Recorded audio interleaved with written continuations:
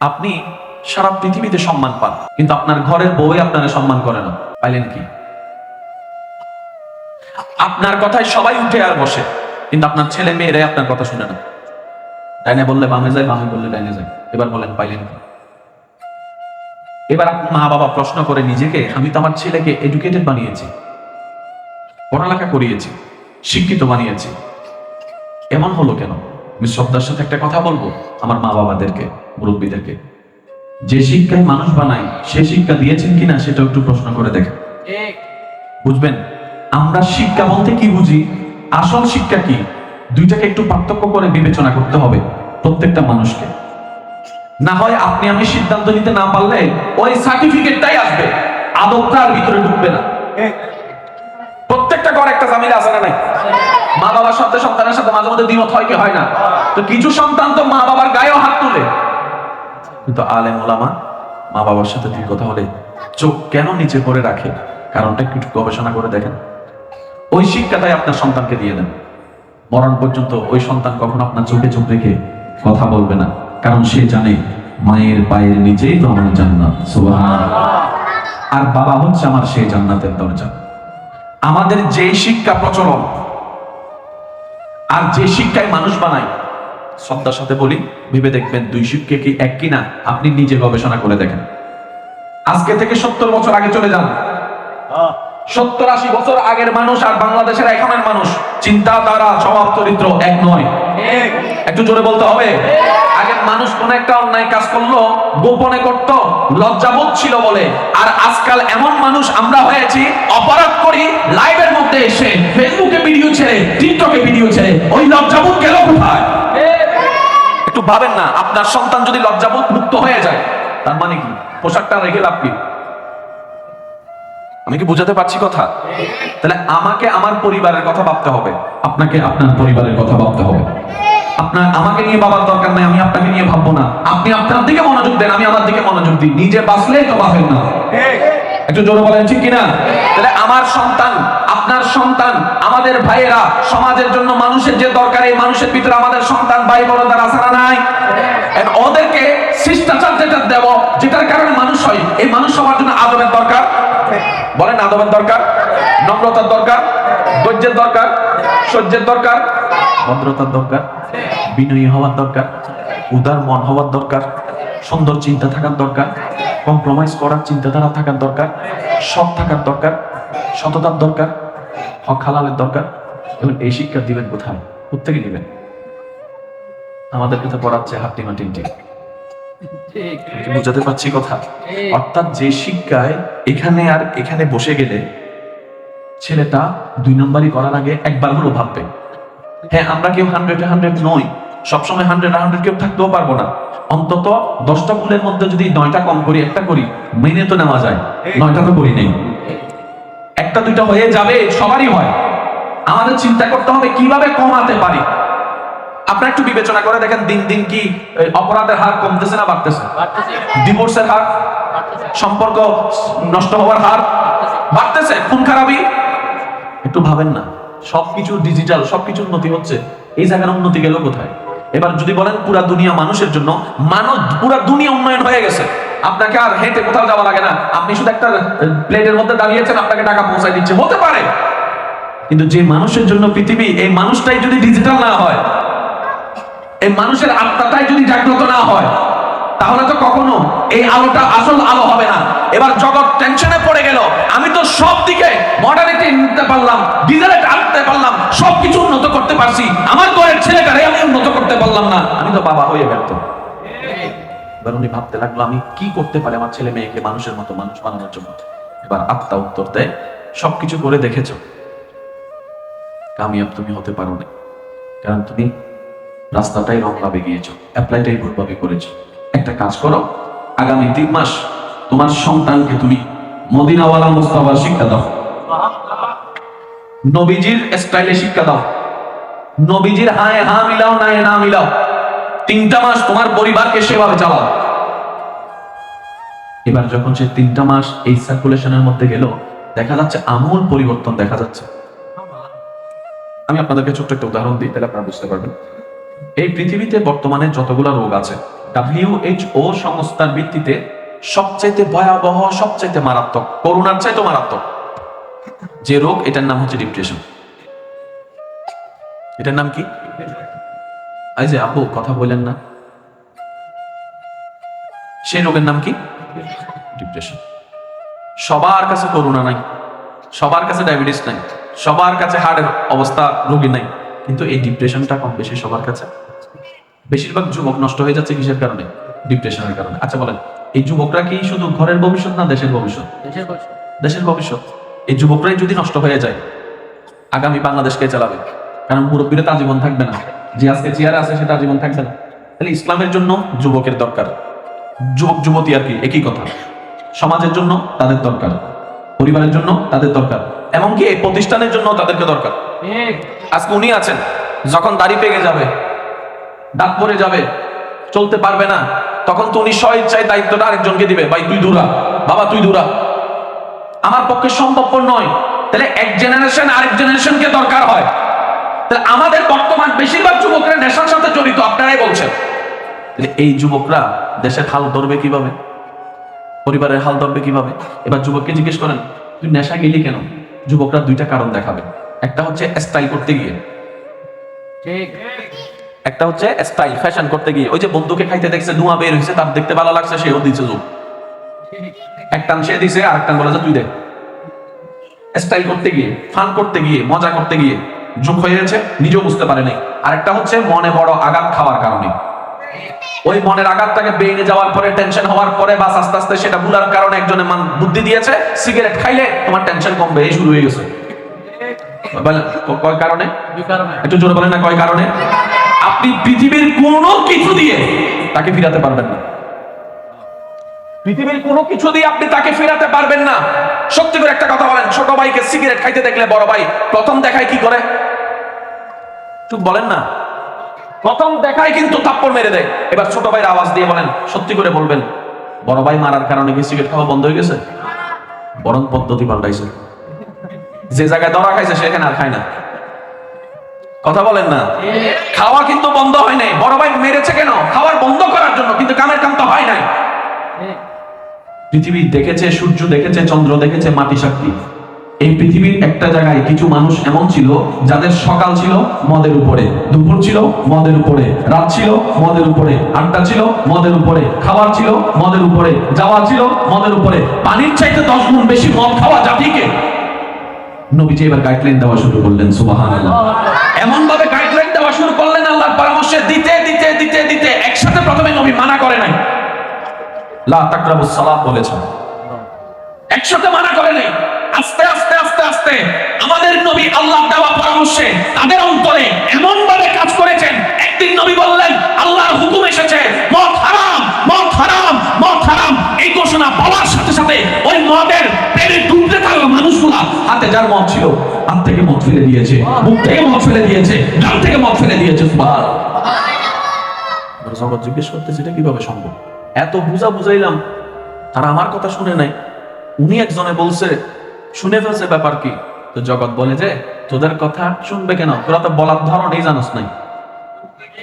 একটু বলেন না রে ভাই, ইসলামে প্রতিবাদ করা জায়েজ, কিন্তু প্রতিবাদের একটা ধরনও আছে। তো বাবা কথা বলেন না, এই যে প্লিজ, আমার কথা কি আপনারা কষ্ট নিচ্ছেন? দেখেন, আমি আমার ভালোর কথা ভাববো, আপনি আপনার ভালোর কথা ভাবেন। আমি চাইবো যে আমার সন্তান, আমার পরিবার কিভাবে নেশা থেকে বাঁচতে পারে, আপনার ভাবনাটা আপনি ভাবেন।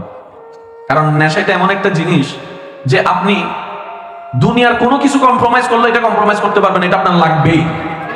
এবার সেই চাহিদা পূরণ করতে গিয়ে চুরি ডাকাতির মধ্যে যোগ দিচ্ছে, এরকম অনেক ভাইরা আছে। আমি কি বুঝাতে পারছি কথা? অন্তত আমাদের দিন কেন দরকার? প্রাণ খুলে নিঃশ্বাস নেওয়ার জন্য দিনের দরকার, মাথা উঁচু করে বাঁচার জন্য আমাদের দিনের দরকার। ইন্নাদ দীনা ইনদাল্লাহিল ইসলাম। কেমন ইসলাম? আল ইয়াউমা আকমালতু লাকুম দীনাকুম ওয়া আতমামতু আলাইকুম নিয়ামাতি ওয়া সুবহানাল্লাহ। ওই দ্বীনের বেসিক তালাবুল ইলমি ফরিদাতুন আলা কুল্লি মুসলিমিন ওয়া মুসলিমাত। সুবহানাল্লাহ। সেজন্য আমি আমার যুবক ভাইদেরকে অনুরোধ করব, যে কোনো কিছু যতটুকু জানবেন ওটার কারণ দর্শানোর জন্য ততটুকু বোঝার চেষ্টা করবেন, তাহলে দেখবেন যে ওইটার তাসির আপনার ভিতর আসবে। যেমন সূর্য পূর্ব দিকে উঠে, মানতে হবে। আম গাছে কখনো জাম ধরবে না, মানতে হবে। ভালো লাগা না লাগা এটা কোনো ডিমান্ড করে না। আল্লাহ তাআলা, আপনি যদি ঠান্ডা মাথায় ভাবেন, সব কিছুকে আল্লাহ তাআলা খুব সুন্দরভাবে মেজারমেন্ট করেছেন। সুবহানাল্লাহ। প্রত্যেকটা প্রাণীর খাবারের দরকার আছে না নাই? এবার আপনি যদি দেখেন, মুরগি ছোট্ট ছোট্ট পোকা খায়, কথা বলেন, মুরগি ছোট্ট ছোট্ট। আবার সেই মুরগি পোকা খাওয়ার সময় খেয়াল লাগে শিয়াল মামা নাকি আসতেছে আবার, কারণ শিয়াল বেঁচে থাকে মুরগি খেয়ে, মুরগি বেঁচে থাকে বাচ্চা খেয়ে, ছোট ছোট পোকা খেয়ে। কথা বলেন না? আপনি যদি প্রাণীগুলোর সমস্ত মেজারমেন্ট দেখেন, অধিকাংশ দেখবেন এড়ে খেয়ে বেঁচে থাকে। মাছে মাছ খায়, আর এই প্রত্যেক দিনের খাবার চাহিদা পূরণ করার জন্য বেশিরভাগ সৃষ্টির জান প্রাণ দিয়ে যুদ্ধ করা লাগে, জান প্রাণ দিয়ে যুদ্ধ করা লাগে। একদিকে খাবার অন্বেষণ করতে হয়, আবার অন্যদিকে তাকে কেউ আক্রমণ করছে কিনা সেদিকেও খেয়াল রাখতে হয়। কিন্তু আল্লাহ তাআলা মানব জাতিকে দেখেন একদম ফ্রিডম, শান্তিময় ভাবে খাবারের ব্যবস্থা করে দিচ্ছেন।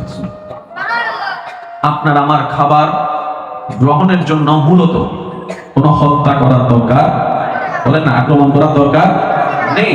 আল্লাহ তাআলা আমাদের জন্য সেইভাবে খাবারের ব্যবস্থা করেছেন, আর প্রত্যেকটা দিন আল্লাহ তাআলা সেই মেজারমেন্টটা রক্ষা করেই যাচ্ছেন। সেই জন্য আল্লাহর নাম রাজ্জাক। আল্লাহর নাম কি? এই আল্লাহ আপনাকে সৃষ্টি করেছেন। আমি একটু মনোযোগ চাইবো, মাত্র 10টা মিনিট আমি আপনাদের সাথে আছি, একটু খেয়াল করবেন। ওই আল্লাহ আপনাকে সৃষ্টি করেছেন। আমার কথা বাদ দেন, আপনার কথা বাদ দেন, অমুকের কথা বাদ দেন, আপনি নিজের দিকে তাকান, আমি আমার দিকে তাকান। ওই আল্লাহ আপনাকে সৃষ্টি করেছেন বড্ড মায়া দিয়ে। চাইলে মায়ের পেটে আপনাকে মেরে ফেলতে পারতেন, কিন্তু মারেননি। আসার পরে মেরে ফেলতে পারতেন। অনেক বাচ্চা মারা গেছে না এরকম? আপনি আমি এখনো বেঁচে আছি। আল্লাহ তাআলার বড় একটা দয়া। নিশ্চয়ই আল্লাহ আমাদের থেকে কিছু চাচ্ছে। এই যে আশরাফুল মখলুকাত আমরা বলি, মানুষ সৃষ্টির সেরা জীব, তারা কারা? আপনার আমার মতো চোরবাটপার? তারা কারা যারা শ্রেষ্ঠত্বের লকব পেয়েছে? তারা কি ওই মানুষগুলাই যারা অন্যের জায়গা দখল করে? বলেন আপনারা, একটু বলেন। মদ খেয়ে রাস্তায় পড়ে থাকে তাদেরকে শ্রেষ্ঠ মানুষ আপনি বলবেন? যারা অন্যের হক নষ্ট করে, এটাকে আপনি শ্রেষ্ঠ মানুষ বলতে পারেন? যে মা বাবার সাথে বেয়াদবি করে সেই সন্তানকে আপনি শ্রেষ্ঠ মানুষের অন্তর্ভুক্ত আপনার বিবেক করতে পারে? তো শ্রেষ্ঠ মানুষ কারা? আপনি যদি ঠান্ডা মাথায় লিস্টি করেন যাদেরকে আল্লাহ আশরাফুল মাখলুকাত করেছেন, বলেছেন, আপনি খুঁজতে গেলে সিদ্ধান্ত নিতে বাধ্যই হবেন ওনারাই সেই সমস্ত ব্যক্তিরা যারা আল্লাহর প্রিয় বান্দার লিস্টিতে নাম লিখিয়েছে। এবার আল্লাহর প্রিয় বান্দার লিস্টিতে নাম কাদের আছে আপনাকে যদি বলা হয়, আপনি এতটুকু সজ্ঞানে বলতে পারবেন, আমার নাম নাই কিন্তু নবীদের নাম আছে, আমার নাম নাই রাসূলদের নাম আছে, আমার নাম নাই সাহাবায়ে কেরামের নাম আছে, আমার বাপ দাদার হয়তো নাম নাই কিন্তু আল্লাহর ওলিদের নাম আছে। এবার ওনাদেরকে একটু প্রশ্ন করেন, আল্লাহর ওলিদেরকে আপনারা শ্রেষ্ঠ হলেন কিভাবে? কিছু তো একটা আপনারা করেছেন, কিছু তো একটা নিয়েছেন, কিছু বাদ দিয়েছেন। তখন ওনারা বলবেন, আমরা আল্লাহ এবং রসুলের পরামর্শকে গ্রহণ করেছি। একটু জোরে বলতে হবে, আমরা আল্লাহ এবং রসুলের পরামর্শকে গ্রহণ করেছি। আল্লাহ এবং রসুল হ্যাঁ বলেছে করেছি, না বলেছে মন চাইলেও করি নাই। সুবহানাল্লাহ। এই জিনিসটা করতে গিয়ে আমরা শয়তানকে পরাজিত করতে পেরেছি। শব্দগুলো একটু নোট করবেন। আমরা আল্লাহ এবং রসুলের অনুসরণ করতে গিয়ে আমরা শয়তানকে পরাজিত করেছি। এবার এই পৃথিবীতে যত অমানুষ আপনি লিস্টিং করবেন, ওই অমানুষ যে সমস্ত বদগুণের কারণে অমানুষ হয়েছে সবগুলাই হচ্ছে শয়তানের প্রোডাক্ট। যেমন অহংকার করা শয়তানের, লোভ করা শয়তানের, বেয়াদবি করা শয়তানের, নেশা করা শয়তানের, ইফতিজিং করা শয়তানের, দখল করা শয়তানের। ওই শয়তানের সব কাজকে আমরা বর্জন করতে পেরেছি শুধু আল্লাহ এবং রসুলের অনুসরণ করতে গিয়ে। এবার আপনারা একটু মিলিয়ে দেখেন সবকিছু ঘাটে মিলতেছে কিনা।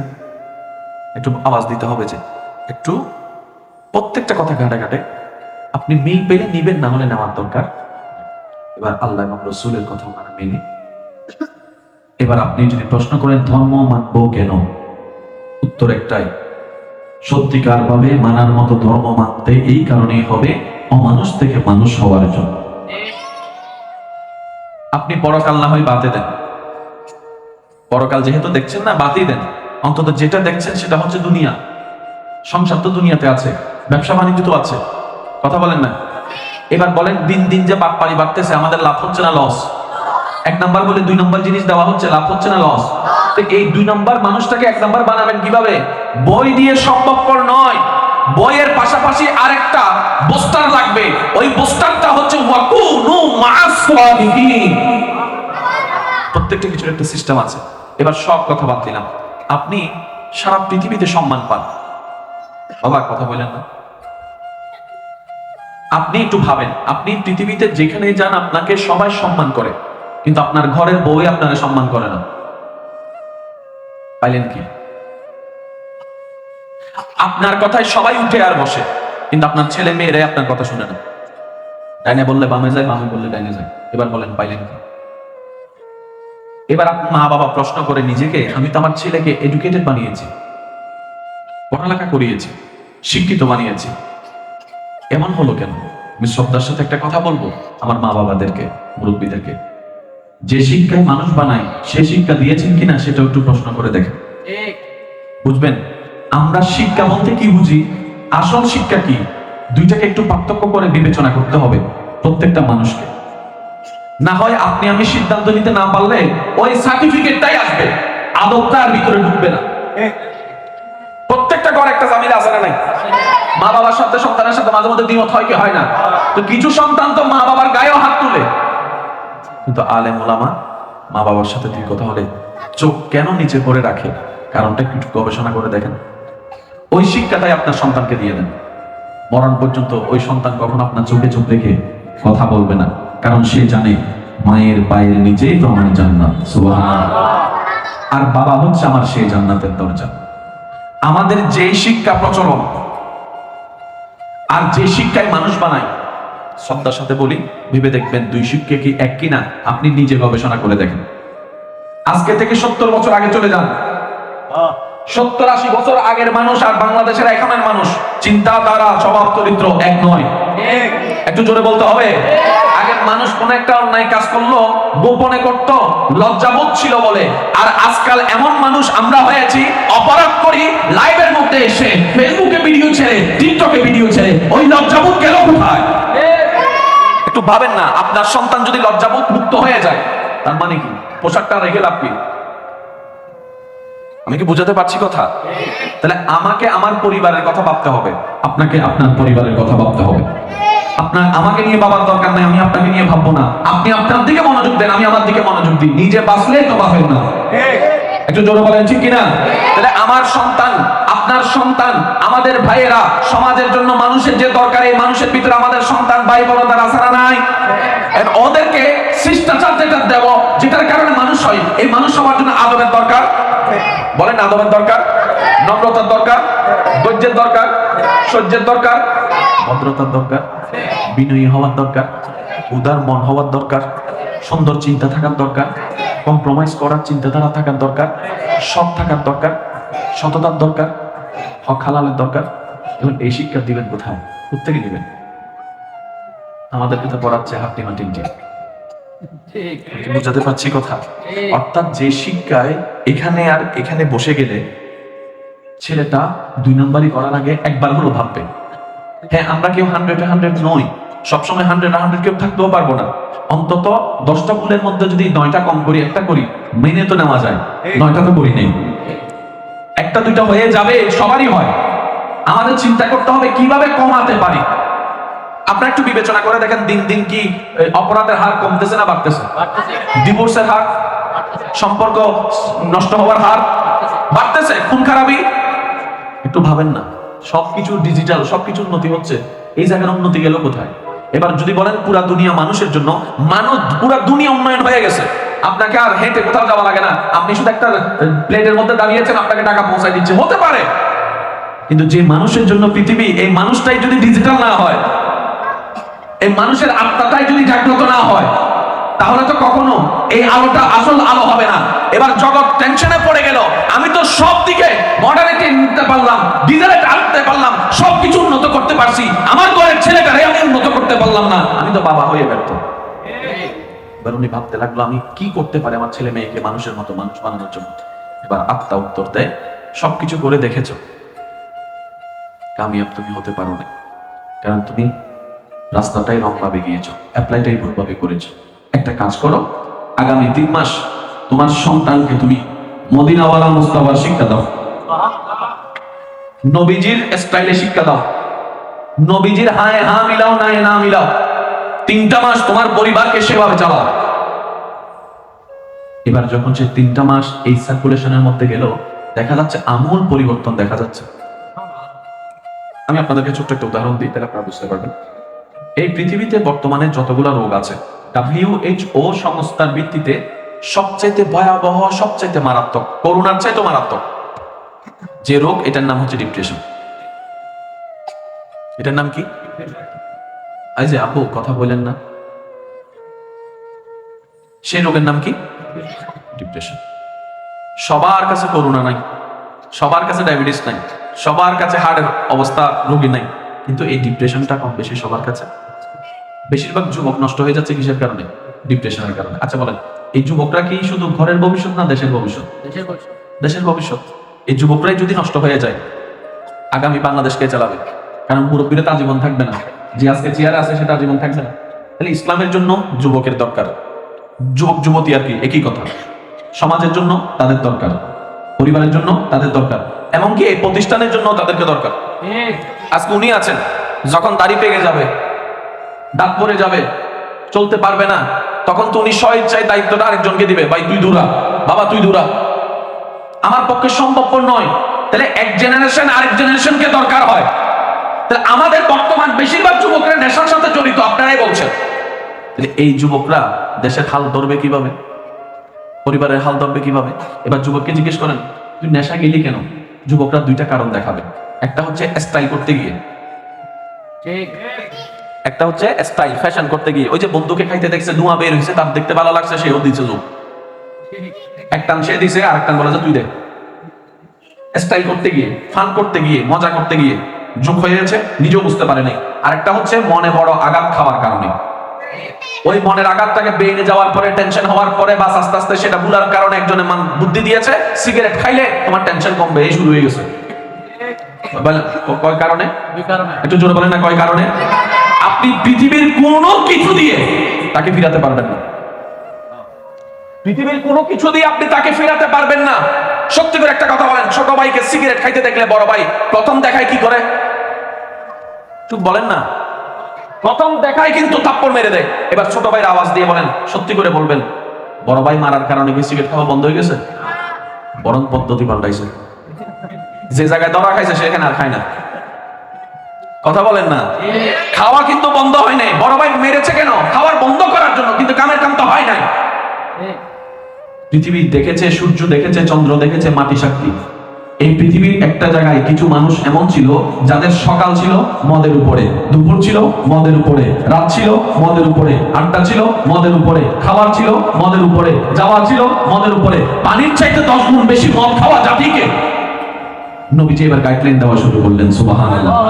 এমন ভাবে গাইডলাইন দেওয়া শুরু করলেন, আল্লাহর পরামর্শে দিতে দিতে দিতে দিতে একসাথে প্রথমে নবী মানা করে নাই, লা তাকরাবুস সালাত বলেছেন, একসাথে মানা করে নাই। আস্তে আস্তে আস্তে আস্তে আমাদের নবী আল্লাহর দেওয়া পরামর্শে তাদের অন্তরে এমন ভাবে কাজ করেছেন। একদিন নবী বললেন, আল্লাহর হুকুম এসেছে, মদ হারাম, মদ হারাম, মদ হারাম। এই ঘোষণা পাওয়ার সাথে সাথে ওই মদের প্রেমে ডুবতে থাকা মানুষগুলা হাতে যার মদ ছিল, হাত থেকে মদ ফেলে দিয়েছে, মুখ থেকে মদ ফেলে দিয়েছে, গাল থেকে মদ ফেলে দিয়েছে। সুবহানাল্লাহ। জগৎ জিজ্ঞেস করতেছে এটা কিভাবে সম্ভব? এত বুঝাইলাম, তারা আমার কথা শুনে নাই। উনি একজনে বলছে, শুনে ফেলছে, ব্যাপার কি? তো জগৎ বলে যে তোদের কথা শুনবে কেন, তোরা তো বলার ধরনই জানোস নাই। একটু বলেন না রে ভাই, ইসলামে প্রতিবাদ করা জায়েজ, কিন্তু প্রতিবাদের একটা ধরনও আছে। তো বাবা কথা বলেন না, এই যে প্লিজ, আমার কথা কি আপনারা কষ্ট নিচ্ছেন? দেখেন, আমি আমার ভালোর কথা ভাববো, আপনি আপনার ভালোর কথা ভাবেন। আমি চাইবো যে আমার সন্তান, আমার পরিবার কিভাবে নেশা থেকে বাঁচতে পারে, আপনার ভাবনাটা আপনি ভাবেন। কারণ নেশাটা এমন একটা জিনিস যে আপনি দুনিয়ার কোনো কিছু কম্প্রোমাইজ করলে এটা কম্প্রোমাইজ করতে পারবেন, এটা আপনার লাগবেই। এবার সেই চাহিদা পূরণ করতে গিয়ে চুরি ডাকাতির মধ্যে যোগ দিচ্ছে, এরকম অনেক ভাইরা আছে। আমি কি বুঝাতে পারছি কথা? তো অন্তত আমাদের দিন কেন দরকার? প্রাণ খুলে নিঃশ্বাস নেওয়ার জন্য দিনের দরকার, মাথা উঁচু করে বাঁচার জন্য আমাদের দিনের দরকার। ইন্নাদ দীনা ইনদাল্লাহিল ইসলাম। কেমন ইসলাম? আল ইয়াউমা আকমালতু লাকুম দীনাকুম ওয়া আতমামতু আলাইকুম নিয়ামাতি ওয়া সুবহানাল্লাহ। ওই দ্বীনের বেসিক তালাবুল ইলমি ফরিদাতুন আলা কুল্লি মুসলিমিন ওয়া মুসলিমাত। সুবহানাল্লাহ। সেজন্য আমি আমার যুবক ভাইদেরকে অনুরোধ করব, যে কোনো কিছু যতটুকু জানবেন ওটার কারণ দর্শানোর জন্য ততটুকু বোঝার চেষ্টা করবেন, তাহলে দেখবেন যে ওইটার তাসির আপনার ভিতর আসবে। যেমন কোরআন নূর, বলেন কোরআন, আল কোরআনু নূরুন, আল ইলমু নূরুন। কোরআন নূর, ইলম নূর, ঈমান নূর। সুবহানাল্লাহ বলবেন না? এগুলা কি নূর? নূর মানে কি? আলো। নূর মানে কি? সব মানে আলো, নূর মানে আলো। শয়তান কি? অন্ধকার। তো অন্ধকারের মধ্যে যদি আলো জ্বলে, অন্ধকার তো পালানোর কথা। যার এই ঘরের ভিতরে রহমতের নূরের আলো জ্বলবে, সেই ঘরে তো শয়তানের মতো অন্ধকার ওয়ালা থাকতে পারে না। কিন্তু দেখা যায় নামাজ আছে, শয়তানের বাপ্পারিও আছে। তাহলে বুঝতে হবে নামাজ আমাদের এখান পর্যন্ত গিয়েছে, এখনো নামাজকে আমি এখান পর্যন্ত আনতে পারি। কারণ ইন্নাস সালাতা তানহা আনিল ফাহশাই ওয়াল মুনকার। আর আল্লাহর কথা কখনো ভুল হতে পারে না, মিথ্যা হতে পারে না। রব বলে যে যার এখানে নামাজ ঢুকে যাবে, শয়তান সেখানে আর থাকতে পারবে না। কেন? শয়তান হচ্ছে অন্ধকার জগতের, আর আমারটা হচ্ছে নূরের জগতের। তো অন্ধকারে যদি আলো জ্বলে, সবাই জানে সেখানে অন্ধকার আর অস্তিত্ব থাকে না। তাহলে আমাদের দুইটা কাজ করতে হবে, আমাদের এটাও বাড়ি করতে হবে, এটাও বাড়ি করতে হবে। কি বলেন আপনারা? জোরে বলেন না? জ্ঞান এখানেও নিতে হবে, জ্ঞান এখানেও নিতে হবে। কিন্তু আমরা এক জায়গার কাজ করতে করতে এক পাল্লা ভারী করে ফেলতেছি, আরেক পাল্লা ব্যালেন্সটা আমরা করতে জানছি না। ওই যে কথাটা বলতে চাচ্ছিলাম, 80-90 বছর আগে যান, মানুষ এমন সৎ ছিল নাকি, ও কেউ কাউকে যদি একবেলা ভাত খাওয়াইতো কিংবা খুশি হতো, মুখের উপর জায়গা দিয়ে ফেলতো, ওই অমুক জায়গাটা তোর, হ্যাঁ অমুক জায়গা তোর। এক সময় আইসা নাতি বলে যে দাদা আপনি তো আমার বাপকে জায়গাটা, আমার দাদাকে জায়গাটা দিছিলেন, বলছিলেন তো দলিল তো করেন নাই। তখন দাদা উত্তর দেয়, এই দলিলের দরকার নাই, জবান মানি জবান। কথা বলেন না রে ভাই? জবান মানি জবান। কিসের দলিল, কিসের চাই? আমার জবানই চাই, আমার জবানই দলিল। এই সততা হারালাম কেন? আজকে একটা কথা মনে রাখবেন, সব ফ্যাশন ফ্যাশন হয় না। যুবকরা একটু মনোযোগ দিবেন। এই যে আমি আমার ভাই বোনদের উদ্দেশ্য বলছি, এই কথাটা একটু মাথায় নিয়ে বসাবেন এবং ভাববেন, সব ফ্যাশন ফ্যাশন হয় না, সব উন্নতি উন্নতি হয় না। উন্নতির বিপরীতে অবনতি। এই যে আমরা যে সমাজে দেখছি, এই ফ্যানটাকে ফেটে ফেললাম, ছিঁড়ে ফেললাম, যেটাকে আমরা ফ্যাশন বলে চিনছি, একটু ভাবেন তো এটাকে উন্নতির দিকে নিয়ে গেল না অবনতির দিকে নিয়ে গেল? আপনারা একটু ভাবেন। এবার আসেন, একটা সময় আমরা প্যান্ট দেখেছি কি ডাইরেক্ট প্যান্ট, এখান থেকে আসলো কাটা কাটা, একটু দাগ দাগ, দাগ দাগের পরে আসলো হালকা ফাটা, তারপর আসলো পুরো ফাটা, তারপর আসলো হাঁটু ফাটা। এটা কেন এসেছে জানেন? এই যে হাফ প্যান্ট পরে যেটা হাঁটে, আজকে থেকে 3 বছর 4 বছর আগে আপনারা দেখছেন? কথা বলেন, আপনাদের এলাকার কথা বলেন না। 3, 4, 5 বছর আগে কখনো দেখছেন এরকম হাফ প্যান্ট পরে সবাই হাঁটতে? এখন দেখা যায় কি যায় না? এই হাফ প্যান্টে আনার জন্য এই 20টা 5 বছর আগে থেকে দেওয়া হয়েছে। আমরা যেটাকে ফ্যাশন মনে করতেছি, একটু ভাবেন না, একটু ভাবেন না। অনেকে বলে না স্বাধীনতা চাই, স্বাধীনতা চাই, স্বাধীনতা চাই। তো স্বাধীনতা মানে যদি নিজের ইজ্জতকে বিলীন করা হয়, স্বাধীনতা মানে জনের সাথে যদি ঘুরা হয়, এটাকে যদি স্বাধীনতা বলেন, আপনি এখানে ভাবেন এটাকে উন্নতির দিকে না অবনতির দিকে? আপনি নিজে ভেবে দেখেন না। দেখেন আপনি 15-20 বছর 25-30 বছর পর্যন্ত না হয় আপনি ঘুরলেন, যখন বয়স 35-40-এ যাবে, তখন তো আর আপনি পারবেন না সেই বন্ধু বান্ধব নিয়ে ঘুরতে। দুনিয়ার এমন ব্যস্ততায় সবাই ব্যস্ত হয়ে যাবে, তখন তো আপনাকে বাধ্য হয়েও সেই জায়গায় আসতে হবে যেখানে আপনি আসতে চান নাই, কিন্তু বয়স আপনাকে এনেই দিয়েছে। আর যখন যান যাওয়ার সময় হয়েছে, তখন তো আল্লাহ ছাড়া কোনো উপায় না, আল্লাহ কিন্তু রাখতেই হবে। এবার মারা যাওয়ার পর আপনি আপনার আত্মীয় স্বজন আপনাকে রাখবে কোথায়? মারা যাওয়ার পর আপনার আত্মীয় স্বজন আপনাকে নিবে কোথায়? দুইজন না একা? আলো না অন্ধকার? ঘরের ভিতরে না বাইরে? মানতে না চাইলে তো মেনে নিতে হবে। তো বুদ্ধিমান কারা জানেন? যারা চির বাস্তবতাকে সামনে রেখে আগে থেকেই নিজের জীবনে ব্রেক লাগান, নিজেকে একটু রিকভার করার চেষ্টা করে, নতুন ভাবে সাজানোর চেষ্টা করে।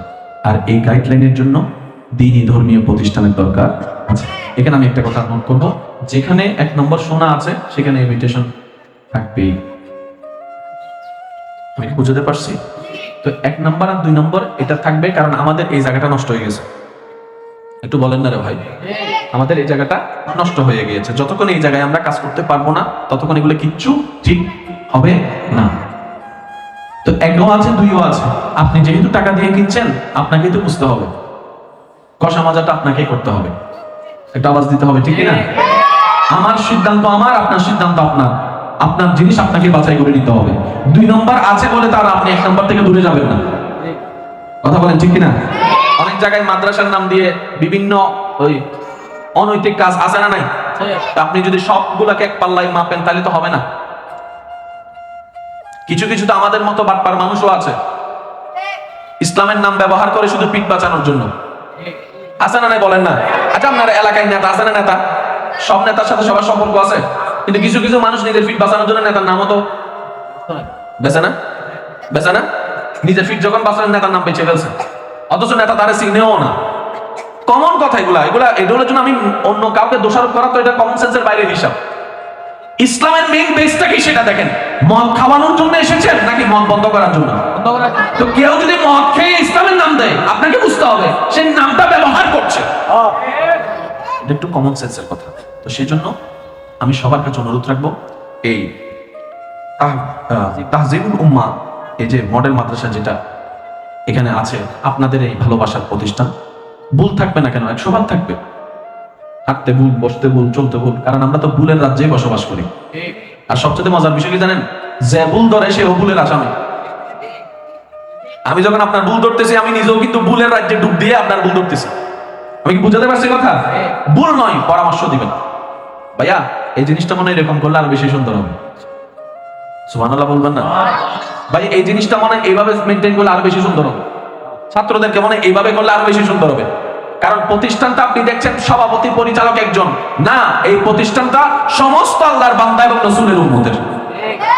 মনে থাকবে ইনশাআল্লাহ? তো সহযোগিতা করবেন তো, মহব্বত করবেন তো? আমি আসছি শুধু দেখা দেওয়ার জন্য। তারপর আপনারা এতগুলো মানুষ আন্তরিকতা দেখিয়েছেন, আমি সবার প্রতি অন্তর থেকে শ্রদ্ধা এবং সম্মান। আল্লাহ আমাদের সবার অন্তরকে পরিবর্তন করে দিন। আল্লাহ আমাদের সকলের অন্তরের মধ্যে নূর পয়দা করে দিন। আমি এখান থেকে অন্য জায়গায় গিয়ে মাগরিবের নামাজটা পড়তে হবে, আমাকে আপনারা বিদায় দেন। আমি সর্বোচ্চ সফলতা কামনা করছি এবং আল্লাহর দরবারে এতটুকু বলতে পারি, আল্লাহ দ্বীনি খেদমতে যারা নেমেছেন আছেন, যা যা দরকার তোমার গায়েবী খাজানা থেকে তুমি মদদ দিয়ে ব্যবস্থা করে দিও। আমরা হাত পাতবো কার কাছে? আল্লাহর কাছে। আল্লাহ তাআলা আমাদের সকলকে কবুল করুক, আমিন। আল্লাহুম্মা আমিন। রব্বানা আতিনা ফিদ দুনিয়া হাসানাতাও ওয়া ফিল আখিরাতি হাসানাতাও ওয়া কিনা আযাবান নার। রব্বানা যালামনা আনফুসানা ওয়া ইল্লাম তাগফির লানা ওয়া তারহামনা লানাকুনান্না মিনাল খাসিরিন। আল্লাহ তাহজিবুল উম্মাহ সুনিয়া মডেল মাদ্রাসা ওয়া হিফজখানাকে আল্লাহ তুমি কবুল আর মঞ্জুর করো। আল্লাহ আরো যত দ্বীনি প্রতিষ্ঠান আছে সবগুলোকে আল্লাহ দ্বীনের পথে তুমি কবুল করো। নবীর সুন্নাত মোতাবেক আল্লাহ তোমার ফরজ মোতাবেক চলা